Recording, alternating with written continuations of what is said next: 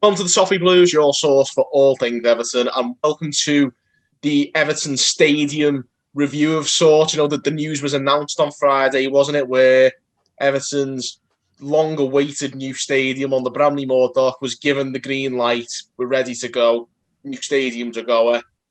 You know, there's all the doubts have been cast aside. There's been a few little doubts here and there, but now it's a goer. It's definitely a goer. I'm joined by Terry McAllister and the Esk from the Everton Business Matters Podcast. Very warm welcome, Paul. How are you, mate? Yeah, very good. Thanks, James. Pleasantly surprised on Friday when the news came through. Yeah, definitely. Well, obviously, I think that was the week. I think it was literally only the day before I'd spoken to my dad, and he was like, "Has the stadium got not a goer or something?" And he like, everyone had been posting rumours of all different manner of rumours. I think many from Liverpool fans, some from someone who knew someone.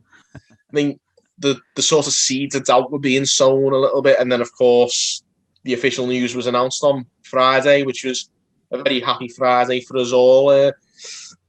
Yeah, obviously with you being involved in the Everton Business Matters podcast, Paul, what's your take on this? Obviously from a financial standpoint, what does this mean for Everton moving forward? Well, I mean, this is the big game changer that we've been waiting for many years. I could argue that it would be a bigger game changer if we had a larger capacity, but you know, we are where we are, and we've got just under 53,000. It really should now put us in a position where we can at least close the gap, if not compete fully with the clubs above us. I still have a concern over capacity, if I'm being absolutely honest with you. When by the time this stadium is built, it will be the 7th or 8th largest stadium in the Premier League. And you know, if we want to be truly competitive, then you know we're putting ourselves at a disadvantage. We obviously the stadium is in an area that isn't particularly wealthy. The Everton supporter base, although there's plenty of wealthy people, they tend to be individuals rather than the whole fan base, or rather the fan base as a whole. So it just seems. I just wish it was 60,000 rather than 53,000. But I lost that argument with the club, and in fact, the club's advisors advised 48,000 when they put in their original report. So, and I'm not one that normally praises Bill Kenwright. Bill Kenwright said no, it has to be bigger than that. And they got to the figure of 52,888. But putting that aside, I think what else it does for the club is it makes us much more attractive now to commercial partners. So, potential sponsors of either the football club or of activities around the football club. And clearly, one of the big things about Goodison Park was we didn't have a very large premium seating offering. We had 1,400 premium seats, as against Liverpool's 8,000 and Spurs over 9,000 premium seats. And Chelsea, had they built their stadium, and they still might, we're going for 28,000 premium seats in a 60,000 seat stadium, because that's where all the revenue is. Now we're going for about 5,500, which is just over 10% of capacity. But that 10% of capacity should at least account for more than 50% of the match day revenues. So it's that part of it, although ordinary fans, I think, don't want to know that necessarily, or they don't want to attract. There's this feeling, particularly I think at Everton, about not having too many corporate guests there, not having too many visitors, not having too many visitors to the city, because it spoils the atmosphere. Well, the responsibility for the atmosphere lies with the ordinary fans. It doesn't lie with the corporate guys. And if we want to compete, and if we want to compete in Europe, then I'm afraid it's just part of the modern game that we have to have them there. And from my perspective, I think this is the critical. I think the club will do a fantastic job on looking after ordinary fans, making the stadium a great place for ordinary fans to go to, cracking atmosphere as close to the pitch as possible, steep stands as much as they possibly can under current regulations, decent bars, decent food outlets and stuff like that. I think the club are really committed to that. the key to making the stadium a commercial success is making the premium seat offering the very best that it can be in the northwest of England. Because actually, it's not so much the football, it's the event that people are interested in. So if you've got responsibility for looking after your corporate clients, you want to take them to a fantastic event. The football is almost secondary. I mean, clearly we have to be competitive, and if we're in Europe, that makes it the offering more appealing. But ultimately, it's down to the quality of the food, the quality of where they're going to be entertained before the match, after the match. What type of guests will we put in the lounges and that, and all that sort of stuff. That's what corporate clients are looking for. So we have to make sure that whatever we offer in 3 years' time, just over 3 years' time, is better than what's offered at Anfield, better than what's offered at Manchester United, and better than what's offered at Manchester City. And if we do that, then the stadium will be a commercial success. You're referring to there, Paul, a case of we've got a lot less corporate seats than the likes of your Liverpools and your Spurs, but you're talking quality over quantity in that respect. Yeah. Yes, absolutely. Look, we're not going to, even if we do the most amazing job, we're not going to generate as much money out of the stadium as Liverpool will do out of Anfield, especially when they get their new increased capacity with the Anfield Road end. We're not going to get anywhere near what Manchester United generate, for example, for match day, well over £2 million. Sorry, what am I talking about? Well over £4.5 million a game at Old Trafford. It's a phenomenal figure. Arsenal are the same. We're not going to get near that. Currently, we get about between £700,000 and £800,000 per game. Now, if we can get somewhere between sort of £2.5 and £3 million per game, then we're in business in the sense that we're a big advantage to where we are now. Face facts, we're not going to be at the levels of others, but that's really not the objective of this. The objective of this is to increase from where we are. And if we do increase from where we are, and if we're smart in terms of recruitment, and we still got Carlo as manager when we go to Bramley-Moore, then I think we're in the game. Yeah, I think it's certainly, of course, that in conjunction with Carlo's management. Carlo's, of course, proven so far that he can get a lot out of limited resources. So, even with, like you say, a bit less income than the Manchester United and your Liverpools, there's still scope for us to maybe compete. Absolutely. I mean, at the end of the day, it's all about getting European football. The stadium will be great, and it'll be fantastic for fans, and it'll certainly benefit the club financially. But at the end of the day, it's what we do on the pitch. And if we get European football, if you look at what we've earned, 14 million euros out of European football in the time that Mashiri's been here, the 5 years that he's been here. Liverpool, Manchester United, Manchester City this year have already earned more than £70 million out of their participation in European football. Even if you look at the Europa League, which probably we will be in next year, it's still possible to earn 15 to £20 million out of the group stages.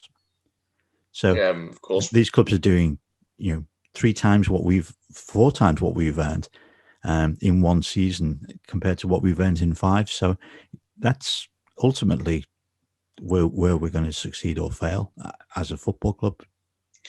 With that in mind, do you think, Terry, I'll come to you on this one. Do you think having this better stadium may attract a better calibre of player?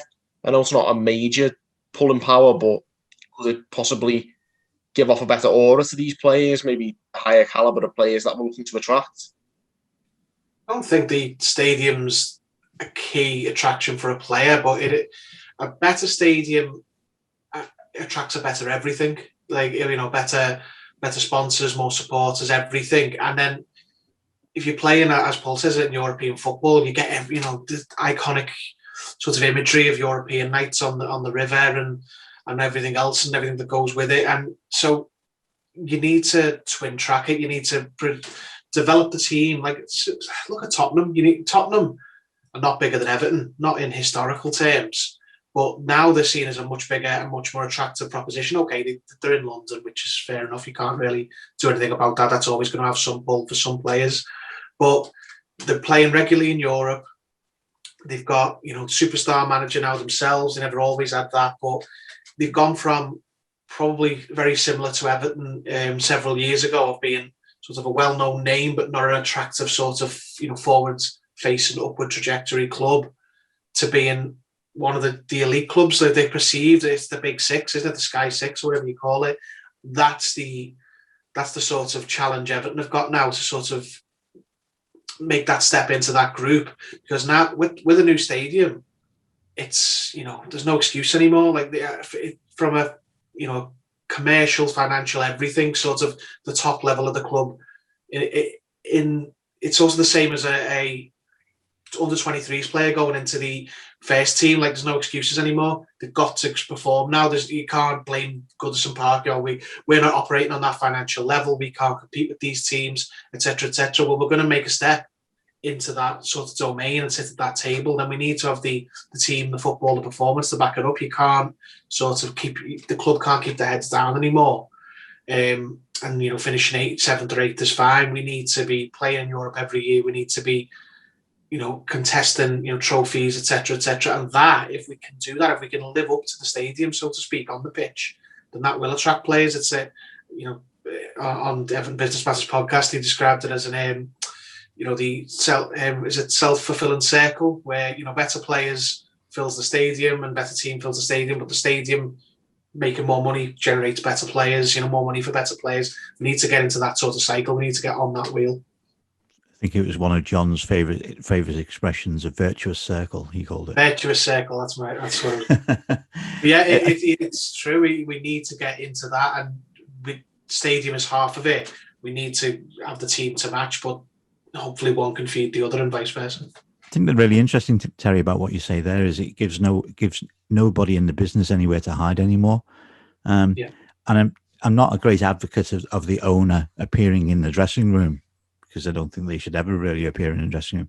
But there will come a point when I hope the owner, I hope he doesn't need to do this, but if he doesn't see the performance that his investment sort of justifies, at some point he's going to start asking questions. I've talked previously about Abramovich would phone whichever manager he had on the evening of a bad result and say, "I'll see you in the morning," and he'd want an explanation from his manager as to why whatever had happened the night before has happened. Now, I don't think Moshiri is that type of sort of really hands-on guy, and I don't think Bill's that type of guy neither. But at some point, somebody is going to say, "We've put all of this investment in the club for you. It's now your turn to deliver, and it's your turn to deliver on the pitch, and it's your turn to deliver off the pitch as well." So in terms of commercial performance and stuff like that, all the ingredients are there. The financial backing is there. The manager is there. The director of football is there. All we need to do now is deliver. Yeah, I think it's a case of maybe bringing in a better caliber of player, and I think it's a lot easier to attract and certainly afford those players with the extra revenue that this will bring.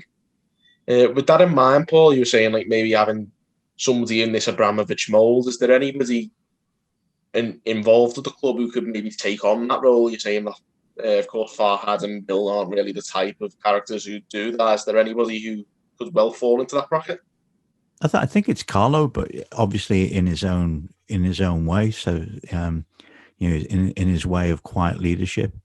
I think he will understand, and I'm sure if he doesn't, if somebody said to him, I'm sure he does, that the amount of investment that's gone into the club, the amount of personal investment by Farhad Moshiri demands results.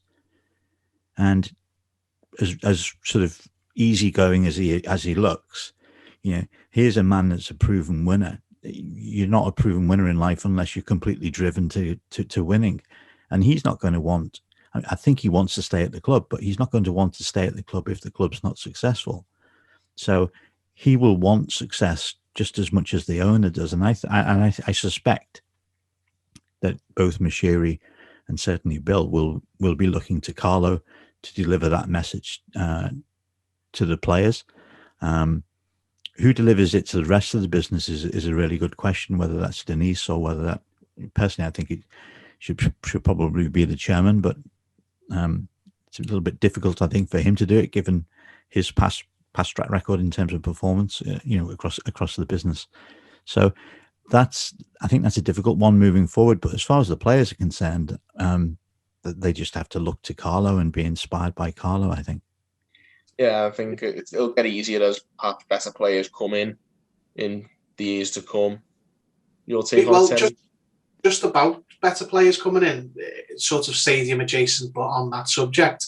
Now that the planning permission has been approved and, the figurative spade can go in the ground and, the stadium can be built. Paul, can you tell us a little bit about whether that will help us with profits and loss, or FFP as people refer to it? Will that help us on the financial, recruitment side of things? Will it make things a little bit easier? Because I'm sure I've said before that once the stadium is approved and in the process of being built, then the money we've spent over the last couple of years prepping the site and et cetera, that lifts out of the account, so to speak. Is that right? Yeah. So up to the point where you get formal planning permission, and that's when the city council writes to you and says that you've got it, which we're not quite at yet, because we still have, a little. Nothing's going to happen to stop it, but we're still just not quite at that point. But when we are at that point, everything that we've spent so far on getting the stadium or getting the project to where it is now, up to this point, it's been expensed against the profit and loss account. So it's made our losses look worse over the period. And in the last accounts, that totaled £39 million. This year, they estimated that it would be another £11 million. So effectively, there's something like £50 million to be added back into the accounts. It's not added back in cash terms, but it just reduces previous losses by that figure. And given that we are so close to the profitability and sustainability limits in the Premier League, that will benefit us. The question, of course, then is, okay, so if you've got some regulatory room to move around in, where does the funding come from? Because, this is a post-COVID environment. We've gone through, we will have gone through almost 18 months of not having match day revenues, of having reduced broadcasting revenues, and possibly even reduced sponsorship revenues. So it's a difficult environment in which to spend big. Now,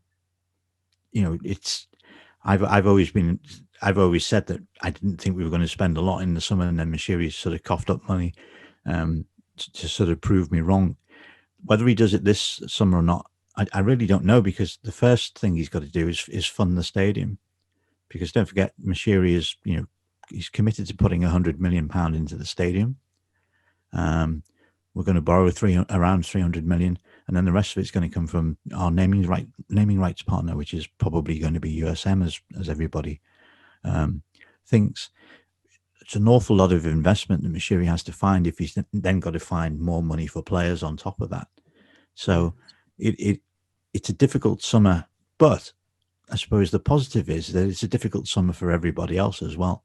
So whilst we're seeing some players leave by virtue of the end of their contracts, expensive players at that, there's not quite the same pressure as there was in previous years to sell players that are in contract, because we're losing the likes of Balassi. We're going to lose Walcott in June as well, and I suspect we're lining up the sale of Moise Keane, which from a footballing point of view is tragedy is too strong a word, but it's a major disappointment that we couldn't fulfill his potential in a blue shirt rather than a shirt of another team. But actually, it's going to, if that is the case, it's going to come in very handy, because we should be able to make a significant profit on him, which then can be used in terms of player recruitment.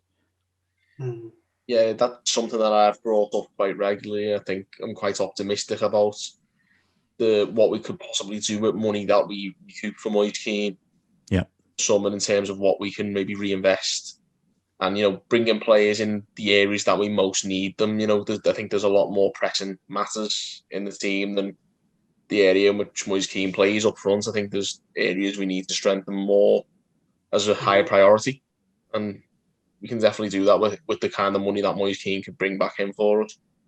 Yeah, well, you've got to basically, sell a player in a position though you're well stocked and use that freedom, that released cash to improve areas where you're not well stocked or you haven't got quality. So, second choice striker behind a very established first choice striker, sell him for a big profit. And we're lucky that we can sell him for a big profit because he's done so well on loan.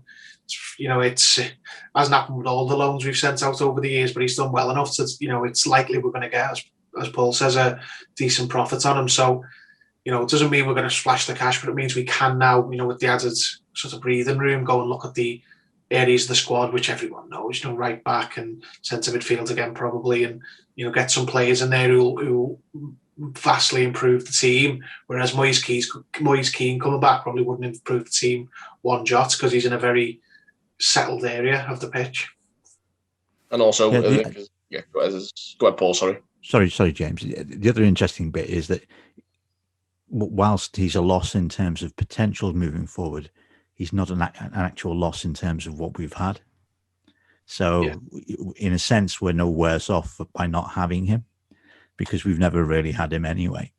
And, if you looked at the alternatives in terms of if you didn't want to sell Moise Keane and you still had to sell somebody, well, we don't really, we certainly don't want to sell Richarlison, for example. We certainly don't want to sell DCL. And then, you start looking down the list, there's actually, there's very few opportunities for making significant profits. Tom Davis, perhaps. But Tom seems more settled at Everton than he's been for sort of 2 or 3 years now. And from what I hear, Carlo very much sees Tom having a future at Everton. So I don't see Tom as being one that would be easily released by the club. And in fact, I don't think the club want to release him. So, looking around, is probably, Moise Keane is probably the only really realistic chance of making a profit without causing damage to the squad. John Joe Kenny, perhaps, but then, what are we going to get for John Joe Kenny? A lot less than Moise Keane. Yeah, guarantee that. Yeah. So everyone else who might go will be probably a loss, like Delph or who have you. Anyone else will be sort of going for less than but probably less than their book value, even if we were to get rid of anyone older or on bigger salary. So it's Moise Keane or nothing, really, isn't it? I think it's our only real chance of turning a large profit on any asset we've got at the moment. Yeah, totally agree. So it's going to be a really interesting summer. The key, though, is to qualify for Europe this summer, this season. So the 10 games that we've got left, I don't think it can be overemphasized that this is critical. If first of all, it makes it easy. Obviously, we know that there's going to be more revenue next year because we've qualified for Europe, but then it also makes recruitment easier because people can see that there's a progression. Carlo's been here, 18 months, and we've gone from where we were to now being competitors in Europe. So that's a very good tale to tell.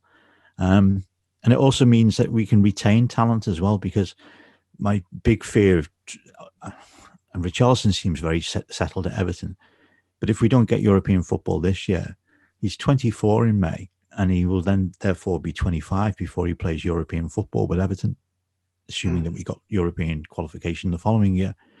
And that sits a little bit uneasy with me because I don't think that's quite in his sort of career plan. No, I agree with that. Definitely. So, the emphasis has to be on these last 10 games, preferably qualifying for the Champions League, but if not, the Europa League. Yeah, I think we can't really understate that it really improves our bargaining position when it comes to bringing players in as well. I just think certain players, particularly from abroad, would find it a lot more attractive to come here with, even if it's only Europa League, it's still a lot more attractive than not having any European football at all. And for those kind of players, it makes our bargaining position a lot easier. We might not have to offer them the extra 10 grand a week that we perhaps have to have done in the past. even bringing in the quality of players we brought in last year, we might not need to offer them as much to convince them to join. And from a financial standpoint and from a bargaining standpoint, I think it's a really good upper hand, if you like. Yeah, I mean, a rising tide lifts all ships, doesn't it? So, as Paul said, if we're in Europe, it so far as much as any club can, it secures their top assets that they've already got, makes the likes of Calvert-Lewin happy, makes the likes of Richarlison happy, Luca Dean, etc. And then I don't think it changes the target, so to speak. I think that's planned out much further in advance, but it sort of makes you far more attractive to players to come in. So if it's between us and, say, Aston Villa, say they don't get into Europe, then it's a pretty easy decision for the player. They can go, well, I'm going to go to the team in Europe, and young players more willing to come here because we've got almost twice as many games if we're in the Europa League. They'll get a chance to play. Yeah, it's just Carlo knows it. He said it all season. Every time anyone said about targets, he's just gone qualify for Europe. He said it at the start of the season, and he's saying it now, even when we were in the Champions League positions, qualify for Europe, whatever form that is. That's fine, but we need to be in Europe because, frankly, as well on a macro level, Everton need to be in Europe. We shouldn't get used to not being in Europe. We had a long spell of mismanagement at the club, which saw us out of Europe for a few years. That shouldn't be the norm. Especially going into the new stadium, we want to be in Europe. We want that to be a habit. Every season. And every season occurrence rather than, every so often we get in Europe and then that's it. Another 5 years go by and we get in again. Yeah, definitely. I think the idea that we attract players on football merit rather than how much cash Moshiri can offer them is really critical in terms of growing the club and getting better quality players and making it easier to attract better quality players. The idea that they come to Everton for football reasons, purely for football reasons, not necessarily financial reasons, has to be evidence that the club is going in the right direction, because essentially that's the next move, isn't it? We've got the infrastructure now in place in terms of Finch Farm. We're going to have the infrastructure in place in terms of Bramley-Moore in 3 years' time. We've got a great manager.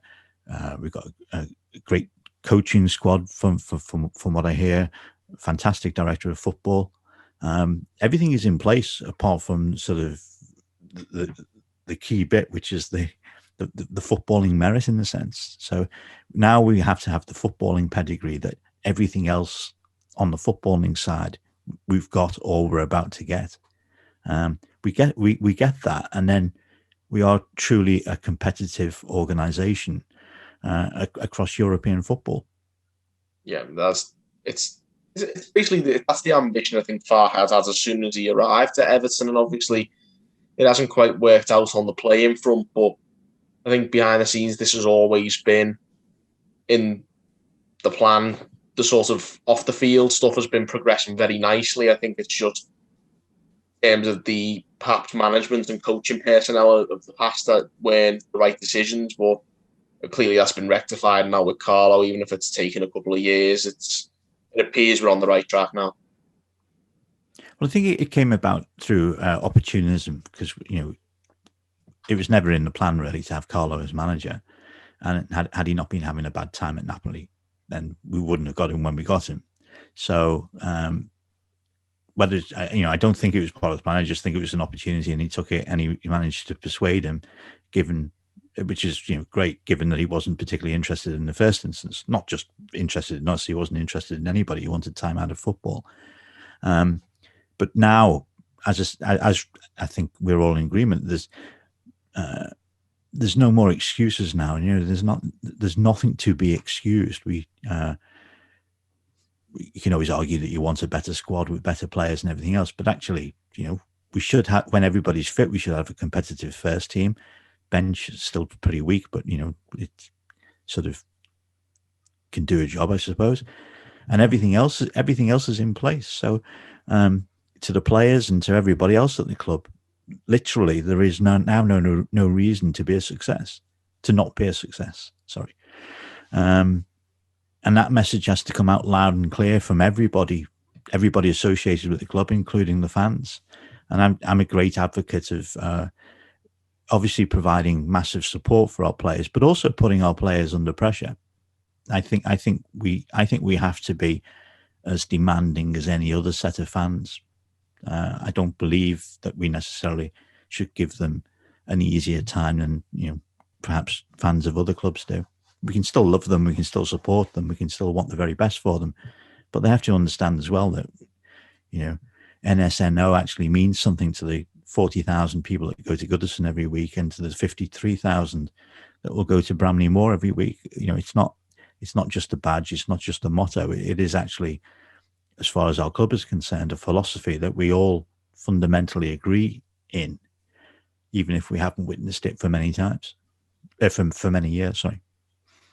And with that in mind, of course, the fans go into the new Bramley-Moore Stadium. What does the future hold for them going into the ground? What's the situation with season tickets?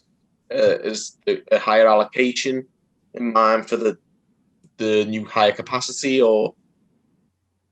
Well, I think the club have yet to fully decide what the strategy is going to be, but based on what they've done at Goodison Park, it would seem that they want to sell the maximum amount of season tickets they're able to do so, given the capacity, and that will probably be 42,000.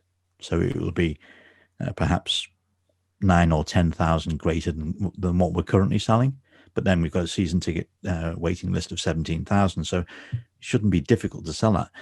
The difficulty with selling so many season tickets is then you don't have a large number of walk-ups, which means you can't expand your fan base. You can't expand you can't expand the number of people that are going to games on a regular or irregular basis. I think the way that you actually increase your supporter base is by making sure as many people as possible get to the ground, even if they don't get to many games. If you manage to get to 2 or 3 games a season, that's much better than getting to no games. The club will want to maximize the number of season ticket holders because it secures their income, so that they can say to the lenders, we've got 41,000 or whatever the figure will be, season ticket holders. We know that year in, year out, they're going to pay this. If there's bad weather on a Wednesday night in December, they've paid for the tickets already. It doesn't really matter whether they turn up or not from a financial point of view, but they've already paid for the tickets. And of course, the lender will want to see that security as well, so that I would imagine that the lenders will be pushing for as many season ticket holders as possible. The problem with that, of course, is that in order to offer a season ticket, you have to offer a discount. So buying a season ticket is much cheaper than buying a ticket per game. So we do lose out on an element of revenue by having a larger amount of season ticket holders. But then you take the choice between higher revenues or greater security. Which is it that you want? Which circles back to why the capacity should be higher than it is. Absolutely, yeah, because you can have both. Then you can have the high number of season ticket holders and then have excess capacity for walk-ups. Definitely. And with that in mind, is that the one sort of pet peeve maybe in terms of the location where we're at? What's the scope for potential expansion in the future? There's conflicting advice on this. Some of it, I think, is driven by what was originally thought, and certainly what Dan Mice originally said at the St. Luke's presentations, when he very clearly said that the capacity could be, or the stadium could be expanded. I don't believe that's the case now. I don't think the stadium can be, or rather the capacity can be expanded by increasing the size of the stadium, building higher, building further away from the pitch. I think the only potential in the future for increasing capacity will come through safe standing, and where the more people can stand than can sit. But I think that's a number of years away now. Not that safe standing is a number of years away, but I think the idea that you can increase capacity through safe standing is a number of years away. Partly for safety reasons, they're going to want to make sure, first of all, that safe standing works in the UK, and secondly, I think for health reasons, in terms of in a post-COVID environment, will people be that keen on increasing spectator densities? I think there will still be an element of we want to keep people fairly spaced apart, even if we go back to capacity crowds. scepticism. With that in mind, we're going to wrap it up in a moment anyway, but in general, what's this mean for the club moving forward? It's a major positive, isn't it? Yeah, it is the stepping stone that allows us to sort of reboot ourselves, in a sense, reinvent ourselves, because it gives us a platform to build from, and it takes away any previous excuses that might have lingered in the back of the mind, consciously or not, that we weren't quite at the top levels of the game, because you look at the stadium, and the stadium is inferior to many of the other stadiums in the Premier League, even if we love it as much as we do. So it really puts everything in place now to become a very successful football club once more, to be a leading football club once more, to be the leader. I mean, we're the team of firsts. There's no other football team in the world that has had as many firsts as Everton Football Club. We need to get back to that position, and Bramley-Moore will help. Bramley-Moore won't achieve that in its own, just by itself, but it will help the club achieve those objectives if we do a lot of other things as well. It's certainly getting the ball rolling in the right direction, and here's to a very bright future. It seems a much brighter future lies ahead. With that in mind, we're going to wrap it up. Thank you so much for coming on the show, Paul. And if anyone wants to hear more of Paul, follow him on Twitter, follow the Esk. Also, listen to the Everton Business Matters podcast, which is excellent. Definitely tune into that as well. So thank you for coming on, Paul. No, it's a great pleasure. I always love talking to you guys. So anytime you want me on. Excellent. Well, we'll have you back very soon. I'm pretty sure of that. And of course, Teddy, thanks for joining us. And there we are, guys. You forgot to mention Talking the Blues as well. Oh, Talking the Blues as well, yeah. There you go. I've got someone remember the promo. I've got someone remember the promo. There you go. Talking the Blues as well, of course. Everton Business Matters podcast as well. Plenty of places if you want to get more of the Esk. Thank you for tuning in on Toffee Blues, and give us a subscribe, comment, like on this video, and until next time, we'll see you later.